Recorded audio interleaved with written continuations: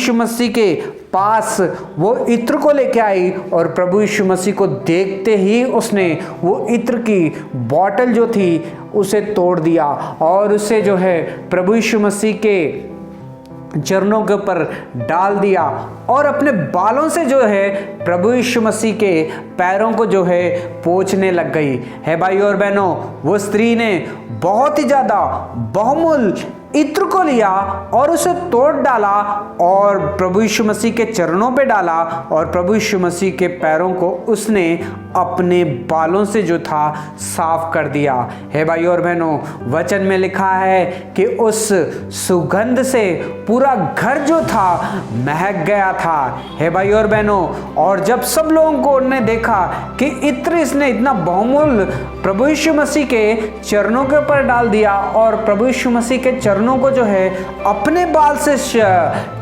पोंछने लग गई है, तो काफ़ी लोगों को बहुत ही ज़्यादा पसंद आया और काफ़ी लोगों ने उसकी सराहना की। लेकिन भाई और बहनों, वहाँ पे एक चेला और था जिसे ये बात जो था अच्छी नहीं लगी थी है। भाई और बहनों, वो चेला था यहूदा इस्करियोत है। भाई और बहनों, यहूदा इस्करियोत उन सब में खड़ा होके कहने लग गया कि ये बॉटल बहुत ही ये इत्र की बोतल जो थी बहुत ही ज़्यादा महंगी थी, हमें इसे तोड़ना नहीं चाहिए था, हमें इसे बेच के कंगालों में बांट देना चाहिए था है। भाई और बहनों, जो बात यहूदा इस्करियोत ने बोली थी वो बिल्कुल सही थी कि हमें इसे तोड़ना नहीं चाहिए था और इसे कंगालों में बांट देना चाहिए था।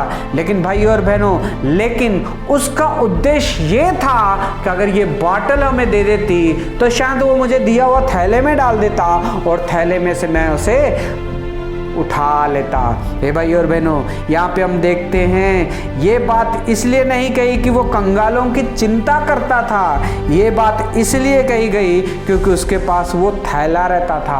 हे भाई और बहनों, जब प्रभु यीशु मसीह के चेले प्रभु यीशु मसीह के साथ कहीं जाते थे तो जो प्रभु यीशु मसीह को जो दिया करते थे लोग, यानी कि या पैसे या खाने पीने की चीज़ें, कोई भी चीज़ जो थी वो यहूदा इस्करियोत के पास थैला हुआ करता था और यहूदा इस्करियोत और किसी को नहीं देता था, अपने पास ही वो थैला रखता था क्योंकि प्रभु यीशु मसीह ने उसे खुद दिया था। और जब लोग उसमें थैले में डालते थे वो हर रोज उसमें उठाया करता था, हर रोज उसमें वो चोरी किया करता था क्योंकि वो उसमें जो थैले में डाला जाता था उसके ऊपर 12 चेलों का अधिकार था। लेकिन उसने उसमें से भी चोरी की, अपना भाग भी लिया और भी लोगों का भी भाग उसने चोरी कर लिया है। भाई और बहनों, इस तरह का स्वभाव जो था यहूदा इस्करियोत का था, यानी कि पैसों से सोचता था, पैसों का ख्याल रहता था कि कब मुझे पैसे मिलेंगे तो ये थैले में से उठा लूँ, कब मुझे पैसे कब कोई कुछ देगा खाने के लिए तो मैं इसमें से उठा लूँ और अपने घर के लिए लेके चले जाऊँ। यानी कि यहूदा इस्करियोत का जो स्वभाव था वो चोरों का स्वभाव था। थैला उसे दिया था विश्वास के साथ कि इसकी रखवाली करना, लेकिन वो हर रोज उसमें से चोरी ही करता रहता था। हे भाई और बहनों, आज परमेश्वर इस वचन के द्वारा हमसे बात कर रहे हैं। हे भाई और बहनों, प्रभु यीशु मसीह ने जिस तरह से यहूदा इस्करियोत को कई अधिकार दिए, आपको और मुझको भी कई अधिकार जो है प्रभु यीशु मसीह ने दिए हैं। जब प्रभु यीशु मसीह हमें कोई अधिकार देता है तो उसको अधिकार का हमें सही इस्तेमाल करना चाहिए, सही जगह उसे इस्तेमाल करना चाहिए। लेकिन जब हम अपने अधिकार का गलत इस्तेमाल करेंगे तो भाई और बहनों, इसका परिणाम आप बहुत अच्छा से जानते हैं कि यहूदा इस्करियोत के साथ क्या हो चुका है। हे भाई और बहनों, आज परमेश्वर इस वचन से हमसे बात कर रहा है। हम देखते हैं कि काफ़ी चर्चों में आजकल जो है लड़ाई और झगड़े जो है शुरू हो जाते हैं। वो लड़ाई और झगड़े इसलिए शुरू होते हैं क्योंकि उनका जो ध्यान होता है वो चर्च में आने चंदे के ऊपर होता है। यानी कि वो चंदा जब डाला जाता है उसे बोलते हैं कि हम लोग भी मिल के गिनेंगे और मिल के फिर फैसला करते हैं कि ये लेंगे वो लेंगे, ये लेंगे, ये करेंगे वो करेंगे।